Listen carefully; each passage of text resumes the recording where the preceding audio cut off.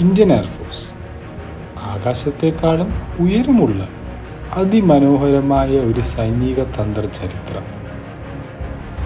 നിങ്ങൾക്ക് തോന്നാറുണ്ടോ നമ്മളെല്ലാവരും ഭാരതീയരായതിൻ്റെ അഭിമാനം എല്ലായ്പ്പോഴും നിറഞ്ഞിരിക്കുന്നുണ്ടെന്ന്?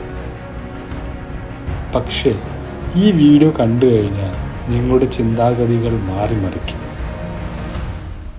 നമസ്കാരം, ദ മലയാളം മൈൻഡ് ചാനലിലേക്ക് സ്വാഗതം. നിങ്ങളുടെ മുന്നിലേക്ക് അവതരിപ്പിക്കുന്നു ഇന്ത്യയുടെ ആകാശ സംരക്ഷകന്മാരുടെ യാഥാർത്ഥിക്കുന്ന അഗ്നിപഥം. അധ്യായം 1. ആരംഭം. പിറവിയും പഴയകാലം. 1932 ഒരു ചെറിയ സംഘമായി ഇന്ത്യൻ എയർഫോഴ്സ് ജനിച്ചു. അന്ന് ഇന്ത്യ ബ്രിട്ടീഷ് ഭരണത്തിലായിരുന്നു. തുടക്കത്തിൽ വെറും 6 പൈലറ്റുമാരും 19 എയർമാൻമാരുമായ ഒരു ചെറിയ യൂണിറ്റ് ആയിരുന്നു നമ്മുടെ എയർഫോഴ്സ്. ആ കാലഘട്ടത്തിൽ റോയൽ ഇന്ത്യൻ എയർഫോഴ്സ് എന്നായിരുന്നു അറിഞ്ഞിരുന്നത്. പക്ഷേ നമ്മുടെ ഭാരതത്തിന് സ്വാതന്ത്ര്യം ലഭിച്ചപ്പോൾ റോയൽ എന്ന പേര് മാറ്റി ഇന്ത്യൻ എയർഫോഴ്സ് എന്ന് സ്ഥാപിച്ചു. ആ കാലഘട്ടത്തിൽ ബ്രിട്ടീഷ് വിമാനങ്ങളായ വപ്പിറ്റി, ഹരിക്കെയിൻ തുടങ്ങിയവയായിരുന്നു ഉപയോഗിച്ചിരുന്നത്. ഇവ പരീക്ഷണമായത് 2ാം ലോക മഹായുദ്ധത്തിലായിരുന്നു. ബർമയിൽ നടന്ന ഈ യുദ്ധത്തിൽ നമ്മുടെ പൈലറ്റുമാർ ബ്രിട്ടീഷ് സൈന്യത്തിന് ജീവിതം നൽകി. ഇത് എയർഫോഴ്സിന്റെ ആദ്യത്തെ അഭിമാനത്തിന്റെ തെളിവായിരുന്നു. അധ്യായം 2. സ്വാതന്ത്ര്യവും ആദ്യ പോരാട്ടങ്ങൾ. 1947 നമ്മുടെ ഇന്ത്യക്ക് സ്വാതന്ത്ര്യം ലഭിച്ചു. റോയൽ എന്ന പദം ഊരിമാറ്റി ഇന്ത്യൻ എയർഫോഴ്സ് എന്നറിയപ്പെട്ടു. ഉടൻ തന്നെ ആദ്യ പോരാട്ടവും തുടങ്ങി, പാകിസ്ഥാനായിട്ടുള്ള സംഘർഷം. ആ കാലഘട്ടത്തിൽ നമ്മുടെ ഇന്ത്യൻ എയർഫോഴ്സിന് വിമാനങ്ങൾ കുറവായിരുന്നു.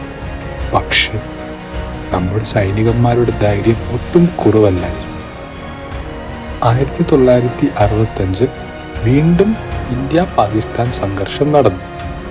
യുദ്ധത്തിൽ നമ്മുടെ ഇന്ത്യൻ എയർഫോഴ്സ് നമ്മുടെ വീരതയും മികവും കാട്ടിയ ഒരു ശക്തിയായി മാറി. പിന്നീട് 1971 ചരിത്രം കുറിച്ചൊരു മഹാവിജയം നേടി, ബംഗ്ലാദേശ് സ്വാതന്ത്ര്യ പോരാട്ടം. സമയത്ത് നമ്മുടെ ഇന്ത്യൻ എയർഫോഴ്സ് അതിൻ്റെ കരുത്ത് തെളിയിച്ചു. പാകിസ്ഥാൻ എയർഫോഴ്സിനെ ഭീതിയിലാക്കി. ലോകത്തെ മൊത്തം കാണിച്ചു നമ്മുടെ ഇന്ത്യൻ എയർഫോഴ്സ് ഒരു കരുത്തുള്ള ശക്തിയാണെന്ന്.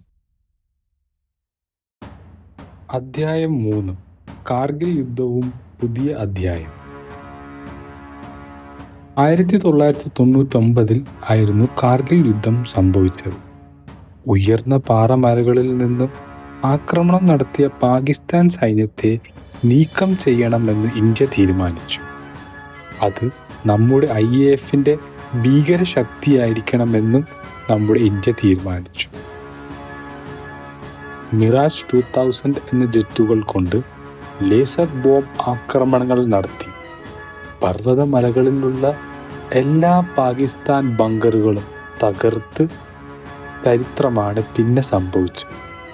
ഇത് IAFന്റെ ഒരു പുത്തൻ കരുത്തിന്റെ ഉദയമായി മാറി. അധ്യായം 4. ഇന്നത്തെ ഫ്ലീറ്റ്, ആകാശത്തിലെ അതിജീവിതർ. ഇപ്പോൾ നമ്മുടെ ഇന്ത്യൻ എയർഫോഴ്സ് ലോകത്തിലെ 3ാമത്തെ വലിയ വ്യോമസേനയാണ്. ഇത് നമുക്ക് മാത്രമല്ല, നമ്മുടെ രാജ്യത്തിൻ്റെ അഭിമാന നിമിഷമാണ്. ഇത് സാധ്യമാക്കുന്നത് ഏത് സാഹചര്യത്തിലും ആവശ്യങ്ങൾക്കനുസരിച്ച് ഏത് ദൗത്യവും നിർവഹിക്കാൻ കഴിവുള്ള നൂതന സാങ്കേതിക വിദ്യയും ഉയർന്ന നിലവാരവുമുള്ള വിമാനങ്ങൾ മൂലമാണ്. ഇനി നമുക്ക് ഇന്ത്യൻ വ്യോമസേനയിൽ ഉപയോഗിക്കുന്ന ശക്തമായ യുദ്ധവിമാനങ്ങളെക്കുറിച്ച് പരിചയപ്പെടാം. Su-30 MKM. ഇത് ഇന്ത്യൻ വ്യോമസേനയിലെ ഏറ്റവും ശക്തമായ ജെറ്റുകളിൽ ഒന്നാണ്. വളരെ വേഗത്തിൽ പറക്കാനും ധാരാളം ആയുധങ്ങൾ വഹിക്കാനും യുദ്ധത്തിൽ ശത്രുക്കളെ പരാജയപ്പെടുത്താനും കഴിവുള്ള ഒരു ശക്തമായ യുദ്ധവിമാനമാണിത്. ഇന്ത്യ ഉപയോഗിക്കുന്ന ഒരു ആധുനിക ഫ്രഞ്ച് യുദ്ധവിമാനമാണ് ഡസോൾട്ട് റഫാൽ. ഇത് വളരെ വേഗതയുള്ളതും കൃത്യമായി ബോംബ് വർഷിക്കാനും കഴിവുള്ള അത്യാധുനിക ആയുധങ്ങൾ ഉപയോഗിച്ച് ശത്രു വിമാനങ്ങളെ നേരിടാൻ കഴിവുള്ള ഒരു യുദ്ധവിമാനമാണ്. മിറാജ് 2000 ഇത് ഇന്ത്യ ഉപയോഗിക്കുന്ന വേഗതയേറിയതും വിശ്വസനീയമായ ഒരു ഫ്രഞ്ച് യുദ്ധവിമാനമാണ്. വ്യോമ പോരാട്ടത്തിലും കൃത്യമായ ബോംബിങ്ങിലും മികച്ച യുദ്ധവിമാനമാണിത്. HAL തേജസ് നമുക്കെല്ലാവർക്കും അഭിമാനിക്കാൻ പറ്റിയ ഒരു യുദ്ധവിമാനമാണ് തേജസ്. ഇന്ത്യയിൽ നിർമ്മിച്ച ഇന്ത്യയുടെ സ്വന്തം യുദ്ധവിമാനം. ജാഗ്വാർ ഇന്ത്യയുടെ കരുത്തുറ്റ ഒരു യുദ്ധ ബോംബർ വിമാനമാണ്. മോശം കാലാവസ്ഥയിലും നിലത്തെ ലക്ഷ്യങ്ങൾ ശക്തമായി ആക്രമിക്കാനും തകർക്കാനും ശേഷിയുള്ള ഒരു യുദ്ധവിമാനം. അവസാനം ഒരു ചോദ്യമോ അതോ ഒരു ക്ഷണമോ? ഇന്ത്യൻ എയർഫോഴ്സ് അതിൻ്റെ ചരിത്രവും അതിൻ്റെ പ്രതാപവും നമുക്ക് അഭിമാനിക്കാവുന്ന ഏറ്റവും വലിയ വിഷയങ്ങളിൽ ഒന്നാണ്. പക്ഷേ ഈ വീഡിയോ ഇവിടെ അവസാനിക്കുന്നില്ല. ഇതിൻ്റെ തുടർച്ചയായി എല്ലാ വിമാന വിഭാഗങ്ങളെയും വെച്ച് ഒരു വിശദമായി ചർച്ച ചെയ്യുന്ന ഒരു പ്രത്യേക സീരീസ് വരുന്നുണ്ട്.